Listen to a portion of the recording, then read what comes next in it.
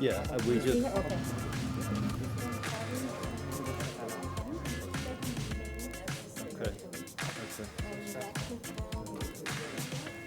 Okay.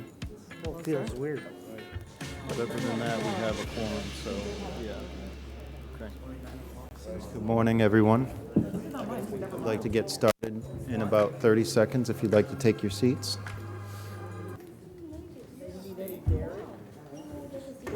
It's like a keto diet. It's all no carbs. That's awesome, thank you.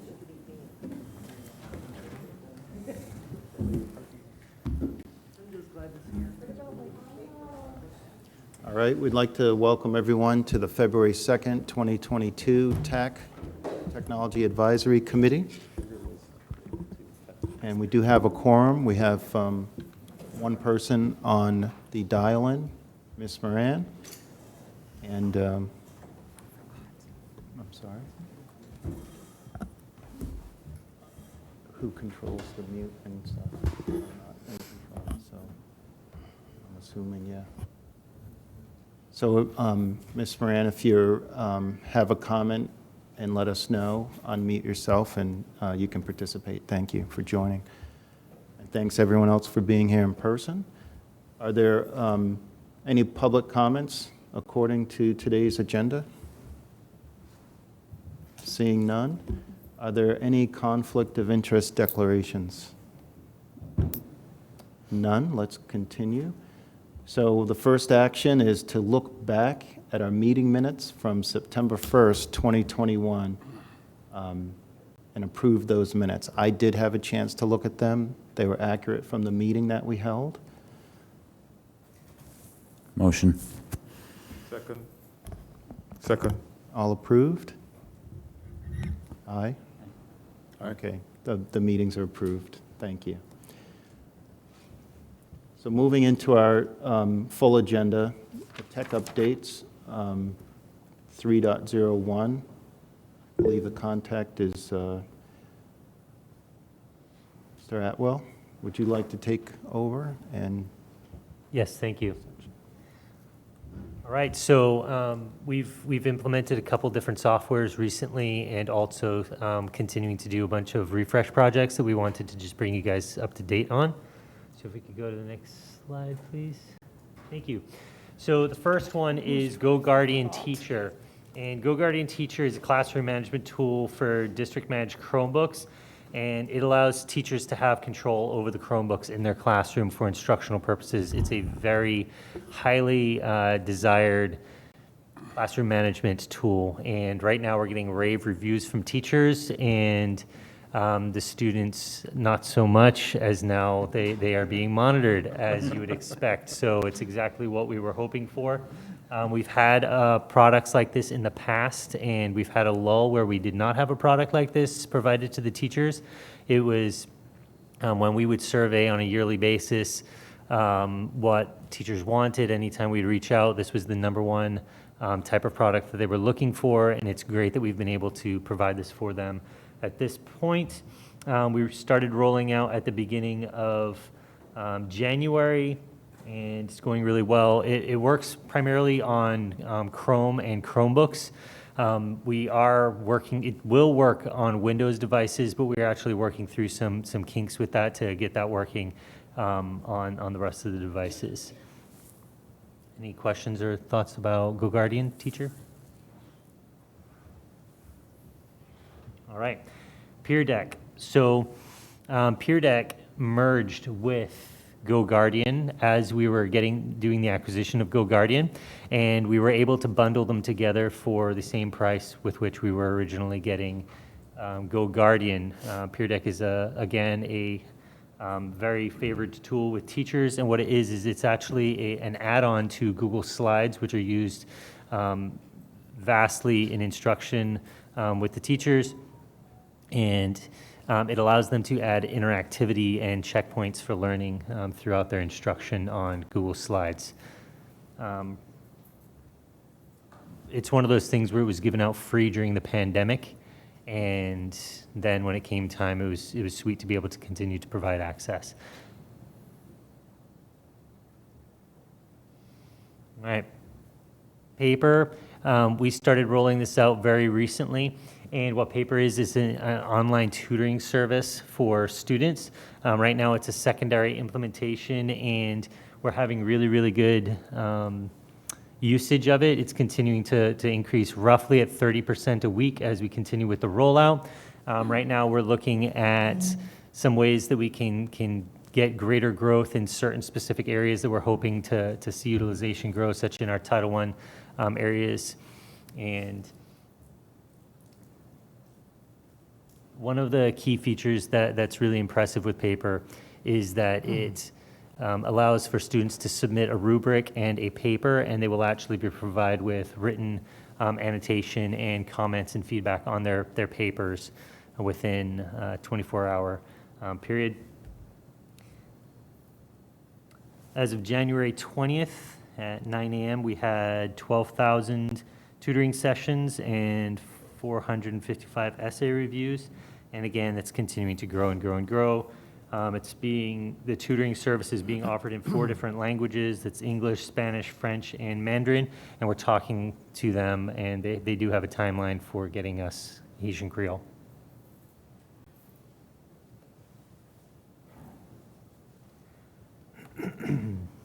Okay, so current AV and construction projects.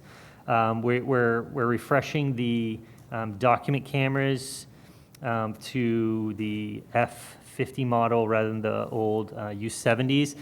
These are great. They're smaller, they're more compact, they're a single point plug-in. They run off of USB power, so they just plug right into the teacher computer, and they no longer have a lot of the source issues that was a little bit cumbersome for teachers to navigate. So that's a big win there. We're working on replacing out our old 10-plus-year-old audio enhancement systems. They used infrared technology, so it was a line of sight method, and we're moving on to the XD technology, which again allows for students to have obstructions between them and the sensor, so it allows for some better usability. And it's a clearer, better technology. So we're doing that refresh. And finally, you guys know that construction is amping up heavily right now, and EdTech does work with the construction teams to advise them on the instructional spaces on what to implement. And that includes right now on new construction, smart interactive flat panel, as we've deployed, but now there are 2 of them inside the new construction classrooms. One of them is on the mobile carts, the common solution that we've done across the district, but then instead of putting in a projector in new construction classrooms, we're actually wall mounting another interactive flat panel, and we're using the small form factor, the computer that comes with that as the teacher workstation to run that monitor, and also the monitors on their teacher desk. Again, dock camera, wireless keyboard, mouse, and then the audio enhancement. One of the additional features of the audio enhancement that we're putting in now is making it compatible if we want to upgrade to the EPIC system, which is the school security bells and announcements piece throughout the school. So it's bringing it up to that modern standard. And final slide, we just have an interactive classroom support website that has directions for teachers and techs on all of the different pieces of hardware that we have in the classroom. And it's well utilized and ready and available. We keep it up to date as our technology changes.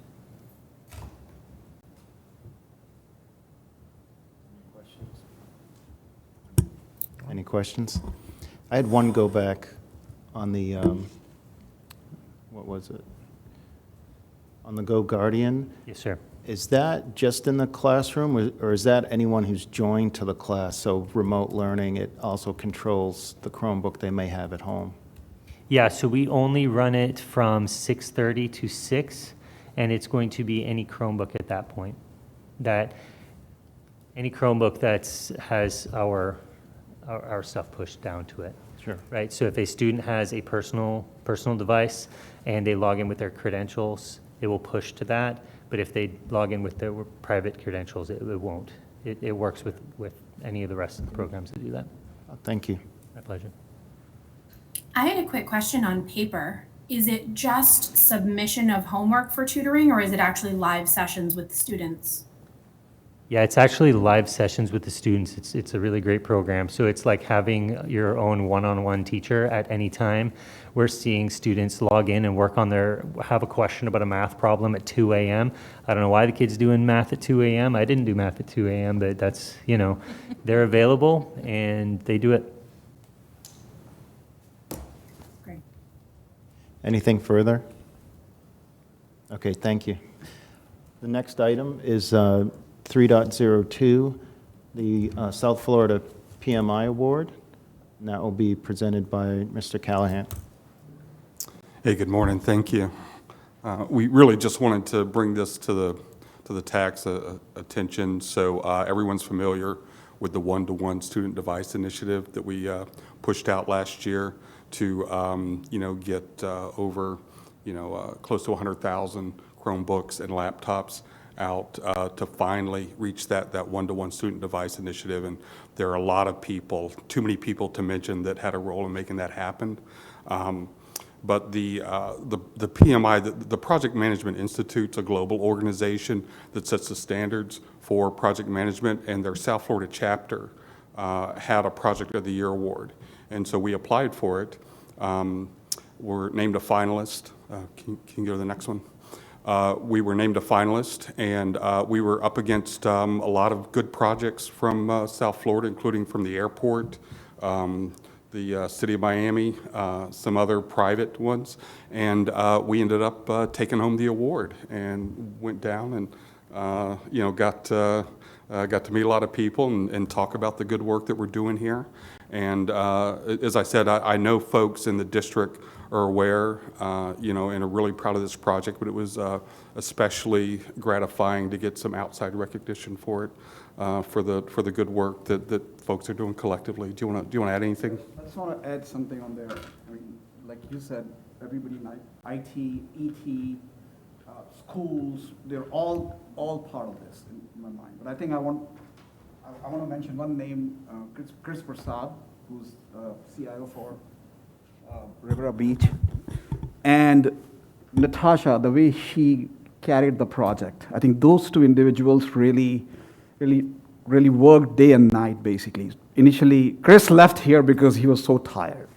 So I want to mention his name, and Adam and his team and IT, they all just really pitched in and helped us out. And I think it was a great success and great project management. Michael Callahan, you and your team, unbelievable. So I just want to clap to that, basically.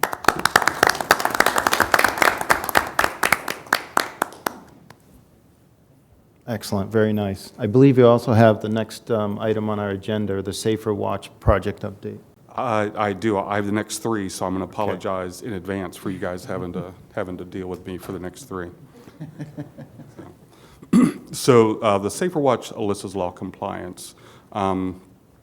Back in 2020, the state passed a law saying that every public school campus, including charter schools, had to have a silent mobile panic button available that directly contacts emergency responders. And this required compliance by the start of the school year, August 2021. So Safer Watch mobile panic button was selected by by our school police department as part of a broader strategy with the Motorola Command Central Aware, which has a real-time command center that school police is doing. So this is kind of the starting piece of this. So this includes charter schools. So our school police chief is responsible for ensuring compliance with the charters as well as our own schools. Okay, so here are kind of the key features. So it's a mobile panic button. It works on iOS and Android. Has 4 alert buttons that we customized and told them that we wanted. The active assailant, police emergency, medical emergency, fire explosion, gas leak. It's an instant connection to the local 911 center. So every school campus is tied to what's called a PSAP public safety answering point, or local 911 center. So those are all in the application so that when something happens at a school and people press it, it goes to the right 911 center. It provides two-way voice or text communication with the person who puts the alert in.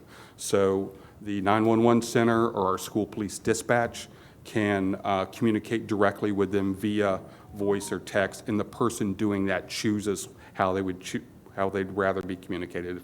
If they can't talk, then maybe they'd want to be text.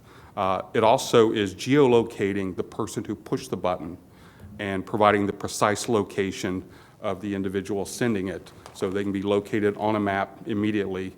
And it also geolocates them if they move around the building, as well as as cellular towers update. Okay.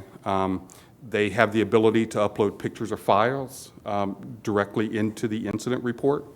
And our users have the ability to initiate an alert from any school district of Palm Beach campus. What that means is the app geolocates me to FHESC. If I go to McKesson, it'll know I'm there, and I can press a button. I can press a panic button for McKesson. Okay, so anyone in the district that has this app in any district building will have the ability to initiate this panic button. There are push notifications to users that replaces a product that we had called Easy Text Notifications. It provides, you can do emergency notifications. It probably will be used more. This is conjunction school police and communications. It'll probably be more to do non-emergency notifications out to users. In addition to the panic button piece, there's also Tipster, where people can report a crime or submit a tip, and they have been getting a number of those. This does not replace our, what is it? No, the Fortify Florida does not replace Fortify Florida. This is a complement to Fortify Florida. And there's also non-emergency, where folks can report a non-emergency situation as well, okay? So this is how it works. When the user pushes one of the 4 panic buttons, the following sequence occur in order. So a notification is sent simultaneously to the SaferWatch Command Center, which is a desktop app, and that's at the local 911 center that immediately is going to roll first responders. Okay, as soon as they get that in. It also is simultaneously going to school police, dispatch, and other school police staff. And all locally assigned law enforcement agencies. So folks can be a primary, but then they can have a secondary, tertiary beyond who also will get it.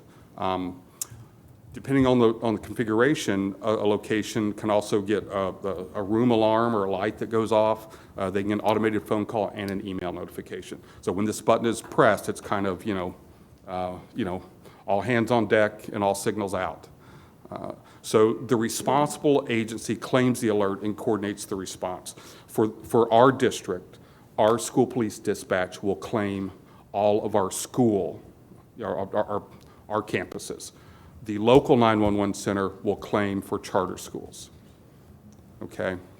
So, and then our school police dispatch will engage and coordinate with other agencies as they normally do, determine what's happening, bring in other agencies as needed, roll our folks. They also have the ability to update the status of the alert. They can put notes, pictures, documents, kind of build a whole case around a specific emergency notification. And then when it's resolved, they can close it. Okay? All right. So who has access? It's pretty important, right?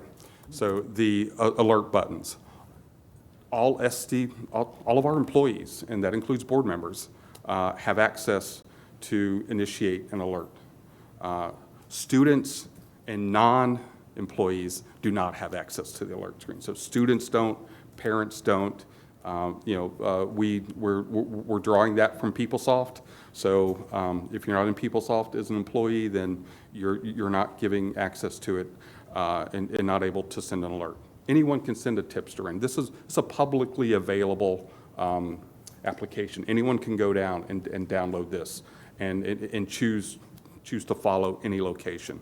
So tipster, anyone can do that. Non-emergency, anyone can do that. And the push notifications actually can go out to anyone, but you must be subscribed to a location. So if I say I want push notifications for FHESC, then anything that goes out for that I will receive. All right.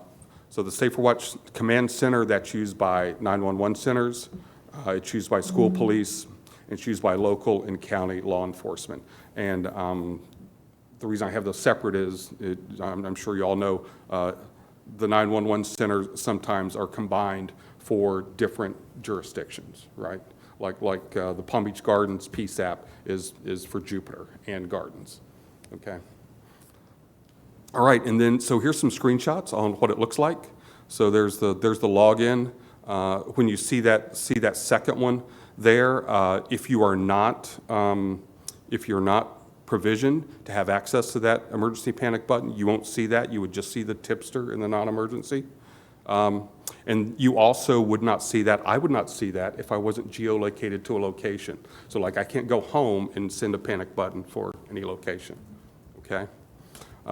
There's the different buttons, and then this shows you just a screenshot of how the alert kind of comes up and geolocates the location. There are a bunch of notes and other things there. It's much more information when it's on a computer monitor, but that just gives you an idea of what the app looks like. Okay, so here are our metrics. We've invited 22,000 people throughout the district to join, and so far we've had just around 2,000. These numbers are as of a couple of weeks ago, so we're due to pull more. Teachers, you know, we need a push there to get more adoption out. You know, principals are you know, highly involved, as are APs, which is kind of what we would expect.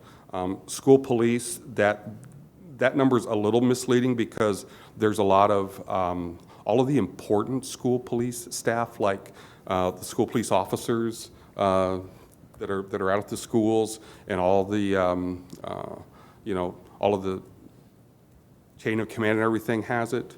But they do have some non-sworn folks that may not have downloaded it yet. So that's still it's still a pretty high adoption rate. Other is everything else, right? That's us. That's bus drivers, school food services. That's everything else, and that figure needs to come up as well. Okay, so this is live and available. So what that means is if you're a user and you download it and you push that button, then it's going to 911, you know, and the cavalry's coming. We're looking to automate the process to add new users and delete old ones. We're working with the vendor on that. It's currently a somewhat manual process, but we're very close to having that automated with a feed from PeopleSoft. We're also looking to do integration with Raptor Emergency Management, which we will talk to you about at the next TAC meeting, which is our reunification solution that also is on a parallel path with this for the reunification and roster accountability at the schools, which is a very important initiative as well. We need to drive greater adoption among employees and staff. So we've been working with school police and communications to you know, try to get as much information out there. Everyone has multiple email invites. We have a hub page, you know, out in the hub that has any kind of facts or questions or links to download it. But it's obvious that again, we kind of need to do a little bit of a PR push here to get the teachers more involved, and also the other groups. We're going to continue testing with schools. School police is kind of driving that now. We've done probably a dozen tests with schools, and we learn something every test that we do. And then school police also has a plan to incorporate this down the road into the required drills in other events, okay? So as they do, fire alarms or other things, they can, whether it's active shooter, I can't speak for them, but I just know that they plan on, on trying to incorporate this into our required drills where it makes sense. We talked about the push notifications. We're still in the process of standing that up. And another thing that we're looking to add is a local assist button, so a campus could just put team assist and it wouldn't go to 911, right? So if a lot of teachers or administrators had it and there was an incident on a part of the campus, they could do team assist and it would just stay in that area and go to them, okay? Is that it? Is that it? So that is all I have, so I would be happy to answer any questions. I had a question.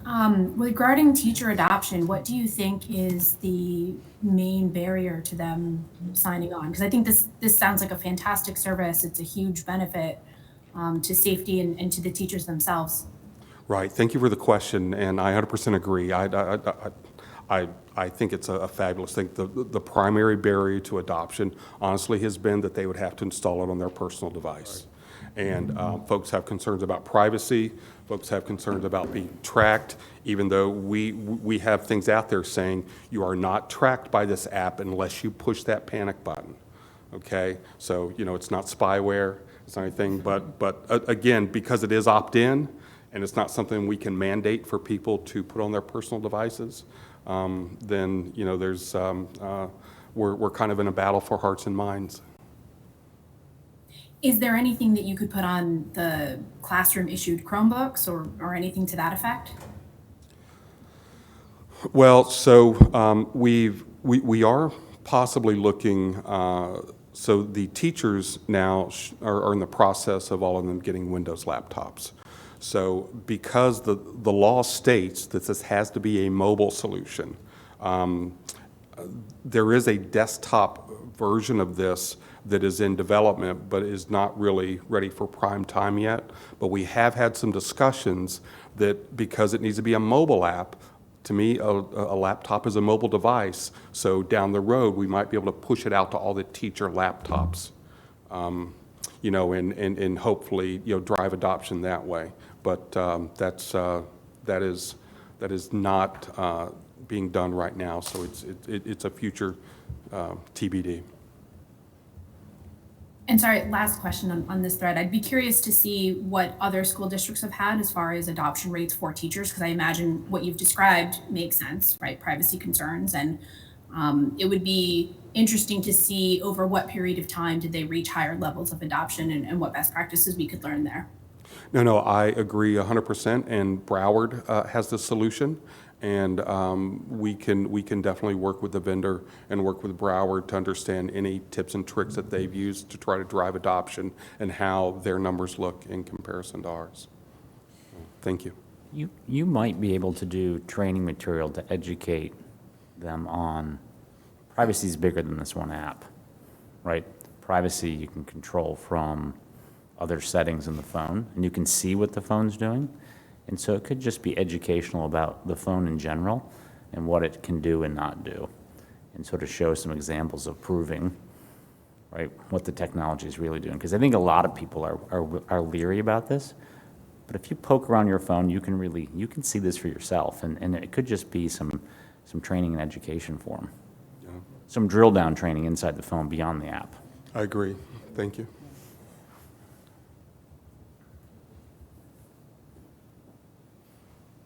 Thank you. Do you want to go to the next topic? I will go to the next topic. So this is the bus Wi-Fi, and this is the fleet-wide portion of that. So can you, yeah. So the business need. During the last fiscal year, in order to help support distance learning, we did a pilot to equip Wi-Fi on 50 district school buses. Getting Wi-Fi on buses has been something we've been looking to do for, honestly, the last 3 or 4 years, okay? And we were well on the way to that until COVID hit. And then when buses weren't rolling, there wasn't much of a push to have Wi-Fi on buses. But we did do 50 district school buses once we were back in class as a pilot. So they could be deployed for any number of reasons. We thought about using them as rolling hotspots, ended up not doing that. But based on the pilot, just on the student use, and I think you all know some of our students have significant time on the bus, to school and back. And providing the infrastructure in the interest of, fairness and equity, not every kid, has an unlimited data plan and things like that. So we wanted to provide the infrastructure for kids to be able to, check their homework, submit assignments, see what they had to do, things like that. So we did the pilot and actually had money in the budget this year to do the whole fleet. And then when the emergency connectivity fund came, we learned that we could have the ECF pay for it. So we engaged that, got approved, and then we did the remaining 800 buses in the district with Wi-Fi available to students. The next one. So I'll talk a little bit about cost here. So is about 1.6 million for the 800 buses, and that includes installation, the hardware, and that was zero cost to us. That was all paid by ECF. That allowed us to save clawback about 1.1 million from Dave's budget, and Leanne's able to use that somewhere else, right? So the data costs for this are also covered by the ECF until June 30th of this year.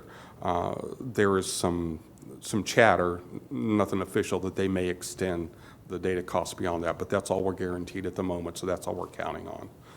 It does have SIPA filtering built into the Cradlepoint router to provide that safe browsing, and we don't route any data back through our network here.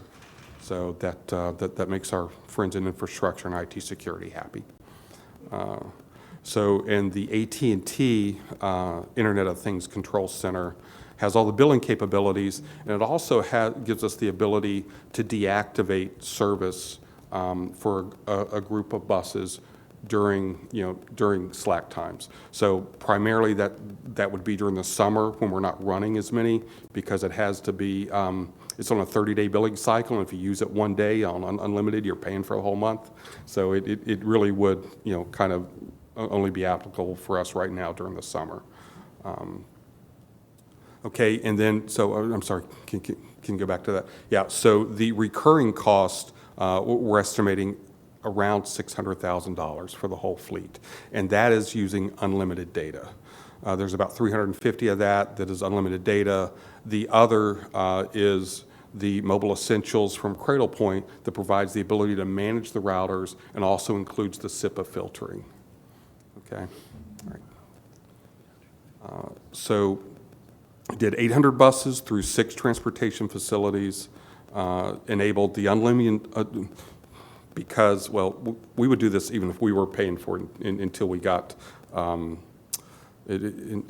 metrics. But we went with the streaming data plan unlimited, and we're going to get metrics on usage to decide if, at the point we have to pay for it, if it's better to continue on unlimited, or we have an option to go to a pooled plan, that may save us money, but we won't know that until we see usage and data and things like that. So the NetCloud Advanced Portal that allows us to update all the routers at once with any kind of firmware updates or settings or anything like that provides a lot of reports and metrics that we'll use. And then also ensuring that traffic from public-facing Wi-Fi is not going to be routed back through our internal network. And the IoT control center that provides all of the financial capabilities to see your bill, pay your bill. You can deactivate a SIM card, activate a new one, order a SIM card, all that right through the portal. Okay? So a related project to this that you can't see under there is remote bus video retrieval.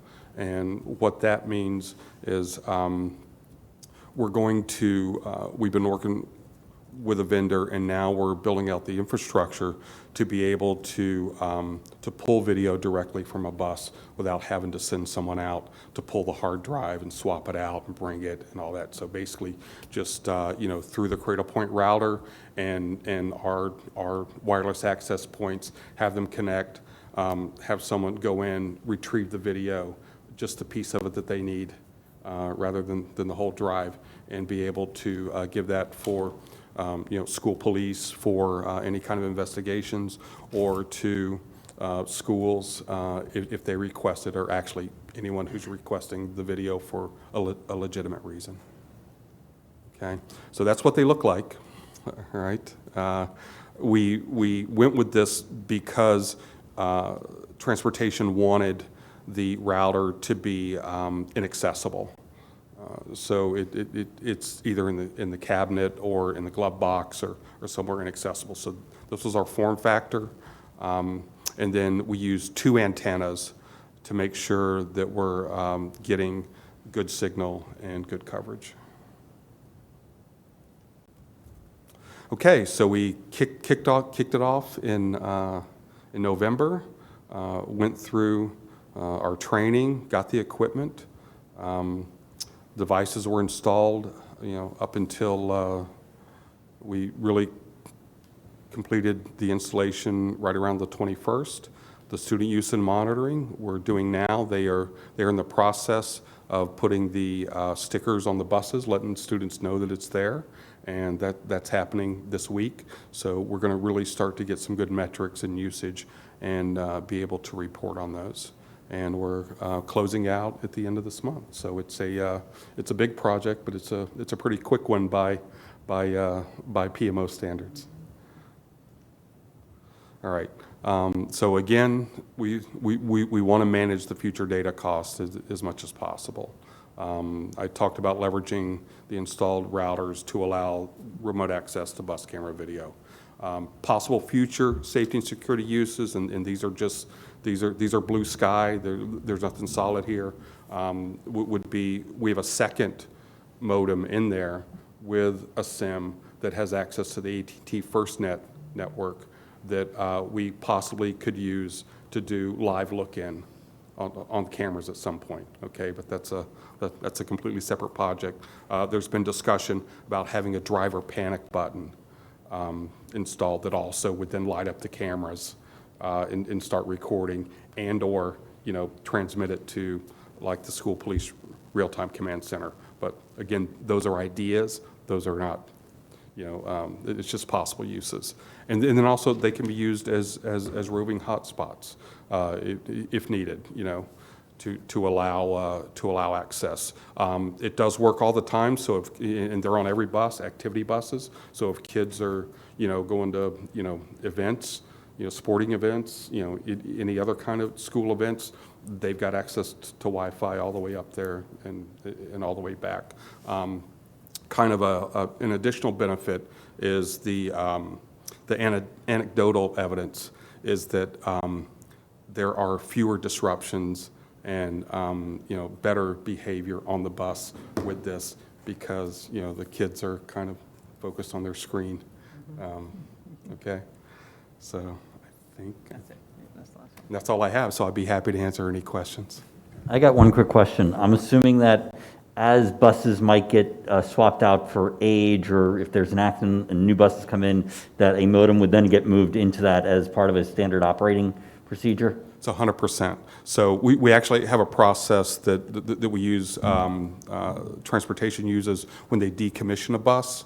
And they have a process where because we need to do the same thing with the radios, which are cellular, right, and some other things. So they take that equipment out and send it actually to our dealer that finishes the bus, and they install it up there before they deliver buses to us. So is the Wi-Fi a public Wi-Fi, or do the students have to authenticate? Since the data doesn't come back to the district office, is it still an authentication process, or?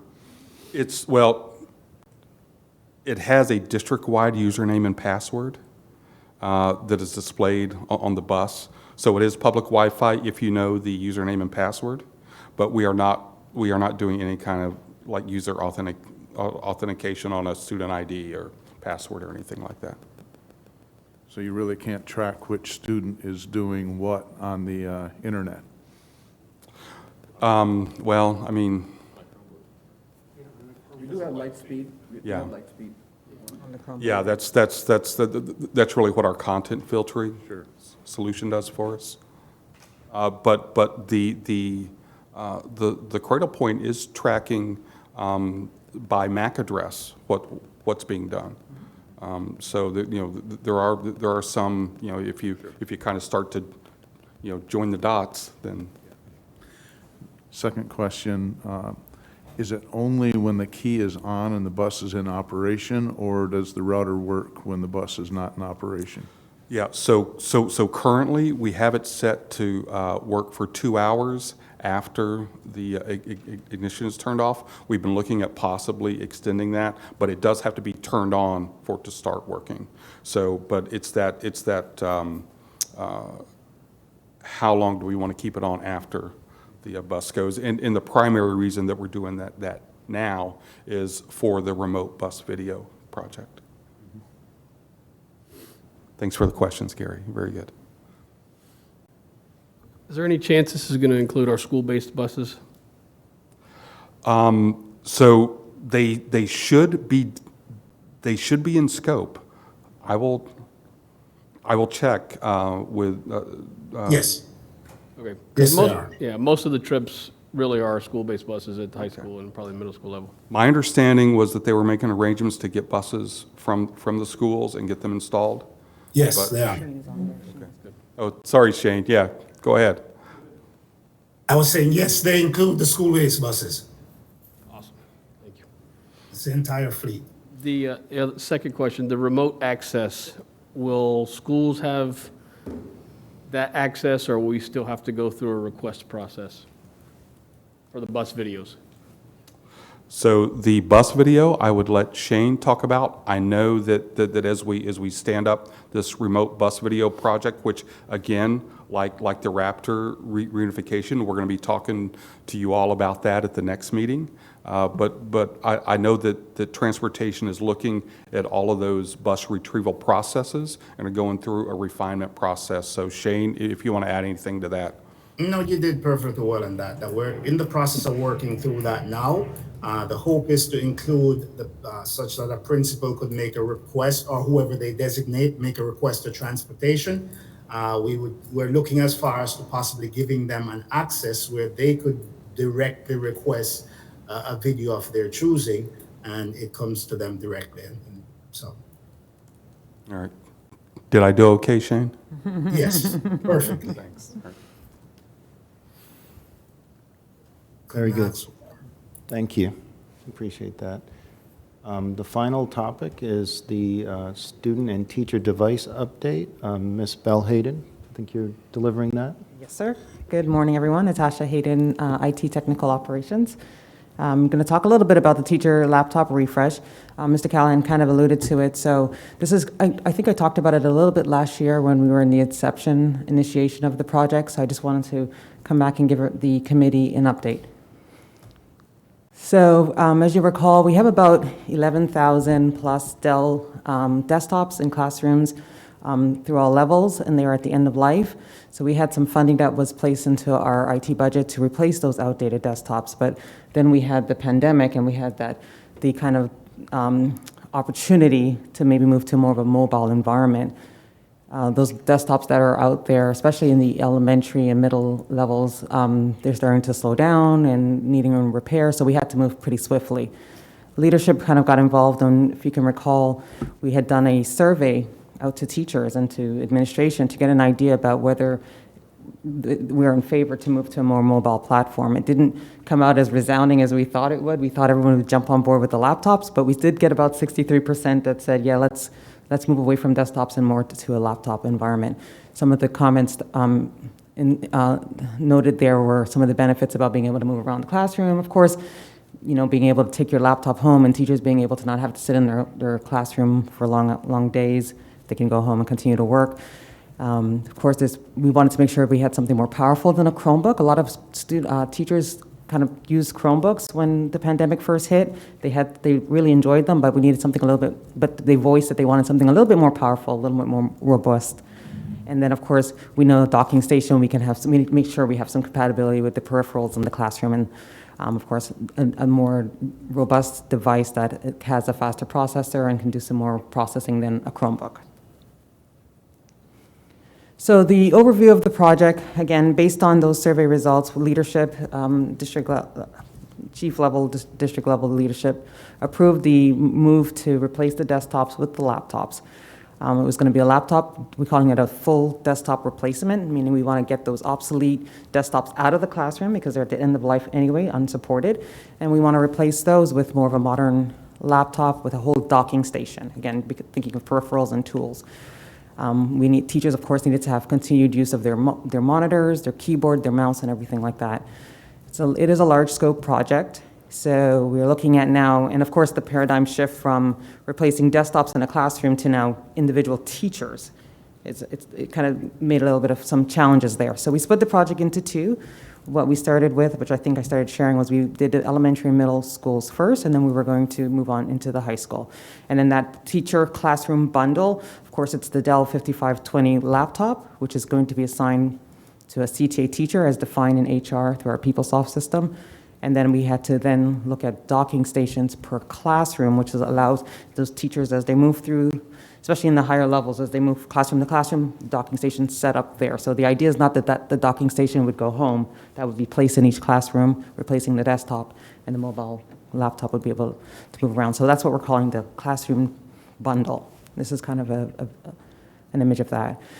So during the beginning stages of the project, we kind of got our heads together. We partnered with the educational technology team, got our heads together, and we looked at and purchasing. I've got to give a kudos to them as well, because it was the planning phase I think took the longest, just in terms of what equipment we needed, what's the best thing for the classroom. We really relied heavily on the ET team for that too, in terms of what adapters we need and the dongles. And so we met on a weekly basis and ran it like a full project. And so some of the images you're seeing there is some of the testing that we did and how it's set up in the classroom. Phase one, as I mentioned, we have it in two phases, was elementary and middle. And that phase one was about 9,500 laptops. They're those Dell 5520s. They come imaged, etched, and they were delivered to elementary and middle schools. We relied heavily on our school techs. Kudos to them, because that assignment to each teacher had to be done in a non-impactful way in between classes. At the end, they had to kind of strategize how to figure that out, and that was at a principal level discretion. We didn't impede there, but we did deliver them to the schools, and I'll talk a little bit about some of the support we offered to the school techs. But the school techs are responsible for assigning those laptops along with school staff, setting up the docking stations and peripherals in each classroom. We kind of kept pushing on, get those obsolete desktops out. They got to get them out. Some of them could become cloud ready. We do have those licenses where they can put them in some of the common areas if there's some use there. If not, we have a full e-waste procedure policy in place that we also shared. So we want to move those old ones out. Some of the challenges, man, we did the report for who is a CTA teacher, and that is a moving target. We're going through global staffing shortages everywhere, so we're getting a lot of movement, even after the 11-day count. Schools, we put in about a 4% increase on laptops, so we give them a little extra.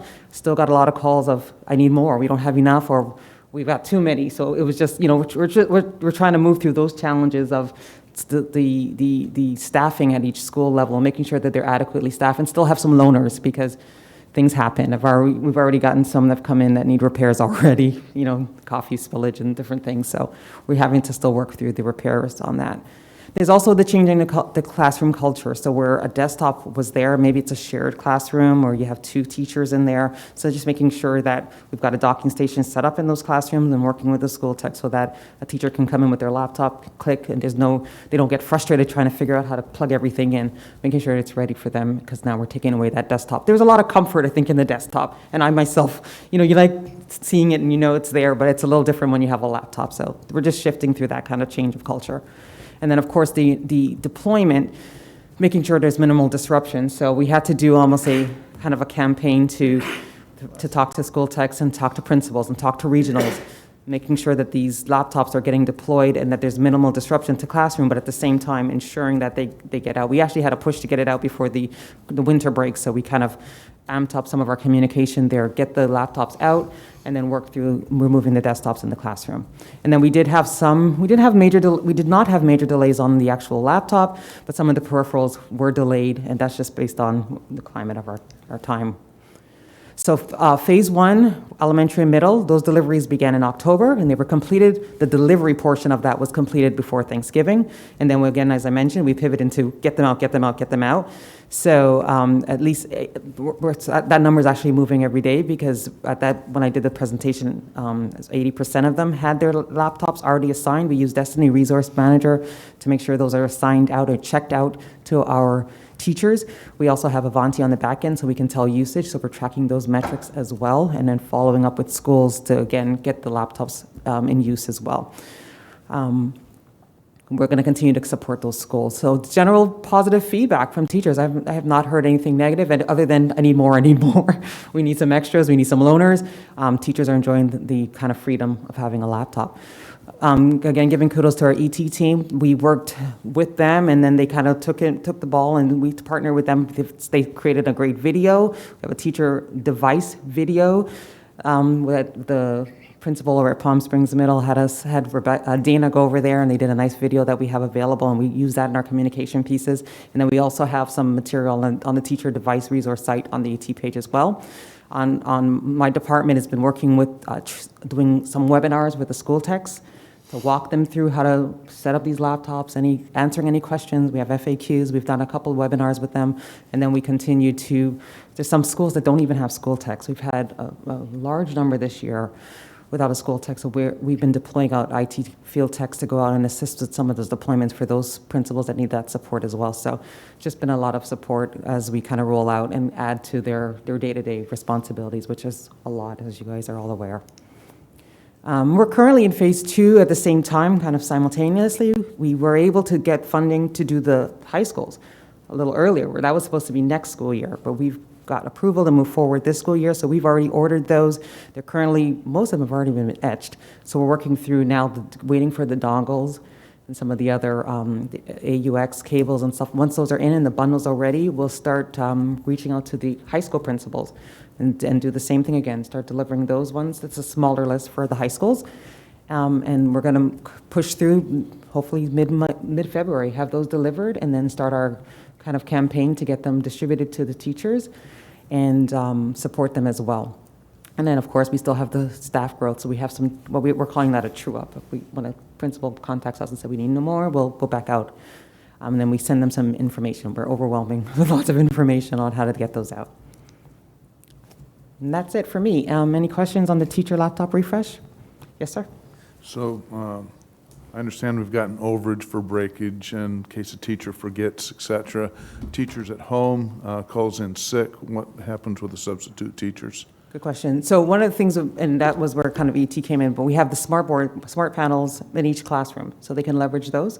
And then, of course, we did give each school, and even in the true-up, if a principal says to me, I don't have enough, we make sure we have an extra for those situations. They do have access to their smart panels, which also has a full tower in the back that they can leverage. This is a tremendous project. Awesome. Yeah. Little unrelated, what's the culture around this refresh program? And I only ask because I think historically we've seen sometimes it's discretionary, meaning we didn't think we had to do it. And so if you look at the agenda for today and look at Mr. Atwell, right? So much of these productivity tools rely on good technology working, and all that goes away if we don't continue refreshing. So I'm really happy to see that we're making the commitment to stay current. Yeah. So I only say that to keep the culture going of not thinking that this is discretionary. I agree. I agree. To add to that, I think most of our instruction programs are going digital now. So there is no other way, basically, to continue to make that as a priority. So it's right on our priority list. Any other questions? I don't see any. Okay, thank you. Great meeting, great updates. Our next meeting date will be May 4th.